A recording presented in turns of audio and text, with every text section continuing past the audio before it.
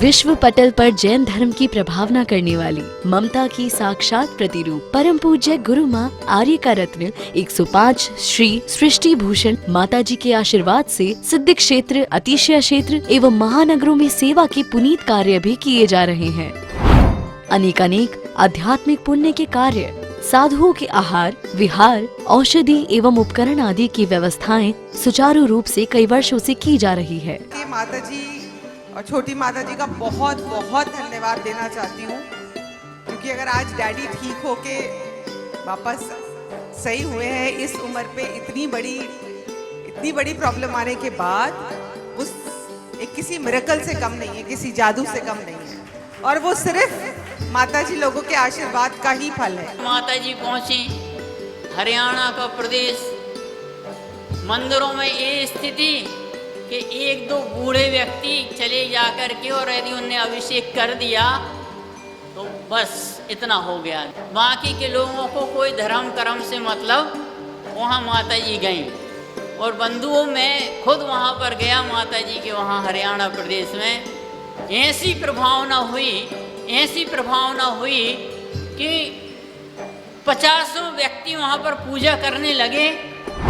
साथ ही सामाजिक सेवा के भी कार्य समिति द्वारा कार्यरत है। बच्चों की शिक्षा, गरीबों की सहायता, वृद्ध एवं असहाय लोगों को आश्रय दिया जाता है।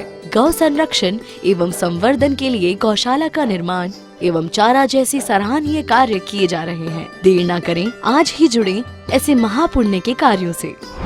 1 लाख से अधिक राशि देकर संरक्षण आदि पद प्राप्त कर सकते हैं। साथ ही छोटी राशि दान करके भी पुण्यार्जन कर सकते हैं। आप अपनी दान राशि दिए गए निम्नलिखित बैंक खाता विवरण में जमा करा सकते हैं। अधिक जानकारी हेतु संपर्क सूत्र। मुझे दिल की धड़कनों का एतवार नहीं साथी, मैं तुझसे गिले और शिकवे नहीं करता हूँ, मेरा हिसाब कर दे। ध्यान रखना, मुझे जिंदगी से गिले और शिकवे नहीं, लेकिन जिंदगी आए मेरा हिसाब कर दे। यानी हिसाब कर दे का मतलब हमने दुनिया का हिसाब लगाया, स्वयं का हिसाब अधूरा रह जाता है। हमने धारा तो बने, राधा बनने की कभी कोशिश नहीं की। धारा वो गए जो गंगोत्री की तरफ से गंगा की तरफ आती है, लेकिन राधा वो गए जो गंगा गंगोत्री की तरफ जाती है। हम अपने उद्गम की तरफ चले जाएं, हम जिस काम के लिए आए थे वो काम करके चले जाएं। हम दुनिया में आए थे गरीब जन को औटन लगे कपास। कहते हैं मात गर्भ में कौल किया था, नाम जपूंगा मैं तेरा, इस झूठी दुनिया में आकर भूल गया मैं नाम तेरा। बहुत सुंदर बात आचार्यों ने कही है। उत्तमा स्वात्म चिंता च देह चिंता च मध्यमा, आत्मा काम चिंता च पर चिंता धमा धमा। हम कितने भी 12 वर्षीय कोर्स कर लो, चाहे 20 वर्षीय कोर्स कर लो, तुम सोर्स कितने भी लगा लो, जब तक आत्मा का कोर्स पूरा नहीं होगा तब तक सारे कोर्स व्यर्थ। यदि उपयोग नहीं कर पाए, ज्ञान व्यर्थ ही जाएगा, और लाद पुस्तके गदा पीठ पर क्या ज्ञानी कहलाएगा। यदि तुम्हें कितने भी जीव कांड और कर्म कांड पढ़ लेना, तुम्हारा स्वयं का कर्म कांड विक्षिप्त है। तुम्हें यूनिवर्सिटियों में डिग्रियां तो मिल जाती हैं, तुम हकीकत की जिंदगी में क्या होते हो? गोबर के पुतले हो जाते हो, किसी भी काम के नहीं रहते हो। और डिग्रियों को खाओगे, बिछाओगे, सोओगे, ओढ़ोगे, क्या करोगे? हमारे यहाँ लोग कम पढ़े लिखे थे लेकिन जीवन में सही गढ़े थे। हमारे 8 साल की बच्ची को सारे तौर तरीके आते थे, आज 28 साल की लड़की पागल की तरह खड़ी रहती कि मंदिर में करना क्या है। सोच कर देखना। हम उन किताबों को सख्त जब्ती समझते हैं जिन्हें पढ़ पढ़ के बेटा बाप को खपती समझते हैं, पागल समझते हैं। जीवन में बड़ी घटना घट गई, सिर बड़ा हो गया और मानव छोटा हो गया। बुद्धि का विकास बहुत हो गया। अस्त्र शस्त्र वो तैयार करते हैं जो दिल से और दिमाग से कमजोर होते हैं। अब क्रेन और का युग है, ब्रेन का युग नहीं है। अब आदमी दिमाग नहीं चलाता है। पहले शक्ति का परीक्षण उसकी शारीरिक क्षमता पर, बौद्धिक क्षमता पर किया जाता था। अब कहाँ आदमी की शरीर की शक्ति की कोई कीमत रही। पहले तलवार से लड़ना हो तो तलवार हाथ में भी दम चाहिए होती, इतनी भारी तलवार लेने की भी दम चाहिए। अब एक बटन दबाओ, हिरोशिमा पर बम गिरा, आप सबको पता है। पूछा गया प्रधानमंत्री से कि कल आपके एक आदेश पर 1,30,000 लोग मर गए, आपको नींद तो नहीं आई होगी। तो मैंने कहा आज ही तो मैं अच्छे से सोया हूं वर्षों बाद। आप सोच सकते हैं ऐसे विक्षिप्त आत्मा नहीं कहेंगे। ये दिल से कितनी दरिद्री हो गई। हमारा भारत वो था कि यदि जानवर मर जाए तो घर में आंच नहीं डलती थी चूल्हे में, जब तक उसकी लाश ससम्मान नहीं पहुंचा दी जाती थी शमशान। आज कैसा पत्थर दिल हो गया। किसी का बाप मर जाए तो पूछते कितने बजे ले जाने का प्रोग्राम है। हमने कहा इसका बाप मर गया, तुझे प्रोग्राम दिख रहा है। सोचना कैसा बज्जर दिल हो गया आदमी। अपने यहाँ घाटा पड़ जाए बोले भगवान तो आजकल ईमानदारों की तरफ ध्यान ही नहीं देता। यानी भगवान को तुम बेईमान बनाने के लिए तैयार हो। दूसरे के घर कुछ अच्छा हो जाए बोले बस पापियों के घर भर रहे हैं। कोई रिश्वत खिला दी होगी, कोई चोरी कर ली होगी, कोई बेईमानी कर ली होगी, इनकी तिजोरियां भर रही हैं। कभी सोचा कि उसका पुण्य फल रहा होगा। हमारे यहाँ कुंद कुंद स्वामी रेणुसार में यही तो कहा है कि पापी सुखी और पुण्यात्मा दुखी कब तक रहता है, जब तक उनके पूर्व के कर्म का उदय चल रहा है। जब तक तेरे कर्म का आया नहीं उदय तब तक तुझको माफ है अवगुण करो हजार। जब तक तेरे पाप का घड़ा नहीं फूटा है तब तक कितने भी जुल्म कर ले। लेकिन आचार्य क्या कहते, जब जो तुमने कर्म बांधे गए उसकी आवाज़ पूरी होगी तो जब भोगोगे तो रो रो कर भी पिंड नहीं छूटेगा। अभी जरा जरा सी बात पर किसी को गरीब देख लो, बूढ़ा देख लो, बीमार देख लो, लाचार देख लो, तुम्हारे चेहरे पर मुस्कान आ जाती है। अरे उस दिन मुस्कान लाना जब रोते हुए दिलों को हंसा दो तो समझना तुम धर्मात्मा हो जाओगे। खाने बैठो तो तुम्हें ये ख्याल आए कि कोई भूखा तो नहीं है। हमारे यहाँ क्यों कहा है कि धर्मात्माओं से गाय और बछड़ी की तरह प्रीत रखना। जो लोग कहते हैं अपनी आत्मा का ध्यान करो और क्या करना, मैंने कहा आत्मा तो तुम्हें मरते टाइम तक नहीं मिलना। अरे क्यों कहा है बात्सल्यंग वाला तीर्थंकर होता है कि सबकी चिंता का भाव आएगा तो चिंतन बदल जाएगा, सबके परोपकार का भाव आएगा। राजा ने एक शर्त रखी, राजघराने में भोग था, भोजन था तो एक से एक भोग सामग्री थी, बहुत बढ़िया बढ़िया 56 प्रकार के व्यंजन थे। लेकिन जैसे ही थाली लगी राजा ने कहा एक आदेश है, उसके बिना कोई नहीं खाएगा। बोले क्या? बोले किसी को भी कहानी मोड़ कर नहीं खानी। अब बताओ कहानी नहीं मोड़ोगे तो खाओगे कैसे? लोग बड़े चिंतित हो गए। एक विवेकी आदमी था, वो कहने लगा अपन नहीं खाए, कम से कम सामने वाले को तो खिला दो। आप ध्यान रखना, खुद को खाने के लिए कोहनी मोड़नी पड़ती है, दूसरे को खिलाने के लिए कोहनी मोड़ने की जरूरत नहीं पड़ती है। उसने लिया और उसको खिला दिया।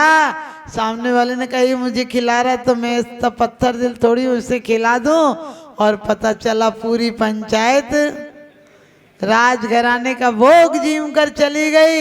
यही सिद्धांत अपना लो। हमेशा सोचना यदि कुछ गलत किसी ने किया है तो मुझे कर्म निर्जरा का मौका मिला है। इतनी सी बात आ जाए फिर किस बात की तकरार है? क्योंकि हवस अरमान हिंसा के कभी पूरे नहीं होते। अगरचे दिल से इसका मुद्दा निकले तो अच्छा है, तन की दुकान लग भी नहीं पाती कि उजड़ने का समय आ जाता है, तंबू गड़ भी नहीं पाते कि उखड़ने का समय आ जाता है, ग्राहक आ भी नहीं पाते कि शाम का अंधेरा ढलने लगता है, बाजार में बाजार सज भी नहीं पाता कि उठाने का आदेश आ जाता है। ध्यान रखना, हम सोचते हैं कि जिंदगी में आनंद ले लेंगे, आनंद कहाँ मिलता है। आनंद यदि होता तो हमारे तीर्थंकर महापुरुष छोड़कर नहीं जाते। सच पूछो, परम भोग तो क्या कहना, उपलब्धियों का भोग है। ऐसा भोग भी क्या करना, भोग बुरे भविरोगी बढ़ावे, बेरी है जग जी के बेरस गो ये विपाक समय, अति सेवत लागे नीके। काय जितने भी भोग हैं सेवन करते समय तुम्हें बहुत अच्छे लगते हैं, ज्यादा खा लो बीमार पड़ जाओगे। दुनिया में हिसाब लगा कर देखना, आंकड़े निकलते हैं मरने वालों के। खाकर ज्यादा लोग मरते हैं, भूखे कम मरते हैं। भूखा आदमी 3 महीने तक जिंदा रह सकता है। आपने देखा, भूखा आदमी उपवास करे तो दुबला हो जाता है। दुबला क्यों हो जाता है? क्योंकि शरीर में एक्स्ट्रा एनर्जी है। पहले वो भोजन से मिलती थी, अब भोजन से नहीं मिलती है, तो स्वयं की देह से वो एनर्जी लेने लगता है। कोई खा के मरा, कोई खिला के मरा, लेकिन जीवन धन्य उसी का है जो प्रभु तुम्हें पा के मरा। पा के मरेगा का मतलब ये नहीं तुम मंदिर में आओ घंटी बजाओ। मैंने कि घंटी बजाते खुद को क्यों नहीं बजाते? अरे वो थोड़ी बहरा है, तुम बहरे बधिर, जन्मांध बधिर हो, जन्मांध अंधे हो, जन्म जात बधिर हो। कभी सुनाई पड़ती नहीं अपनी आवाज। कभी सोचा करो, जिंदगी भर इन्हें गीतों को गाते हो और बहरे हो, सुनाई नहीं पड़ते। एक बार भी कोई मंदिर आए तो परमात्मा बन जाए, लेकिन तुम कैसे मंदिर आते हो? 70 साल तक मंदिर आते हो, 90 साल तक मंदिर आते हो। महावीर आपको पता है 30 साल की उम्र में जाग गए, तुम 80 साल में भी कुछ नहीं कर पाते हो। और ये और देखते हो, सोच के अनुमान लगाना कि तुम बाहरी चीजों को अहमियत देते हो या अपने आप को अहमियत देते हो।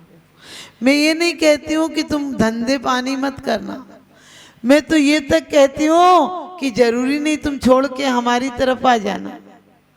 क्योंकि जीवंत पत्नी हो तो झगड़े जहाँ से भी करती, थोड़ी सी विरक्ति होती है। जब दूर निकल जाओ तो बड़ी सुंदर लगती है, आप समझ गए। सामने हो तो इतनी सुंदर नहीं लगती है, मायके चली जाए तो और सुंदर लगती है। फिर तो बहुत याद आती है, घर में आ जाए तो भाव बना तो चली जाए 1-2 दिन को, और चली जाए तो फिर रोज फोन पे फोन लगाते हो कि कब आ रही हो।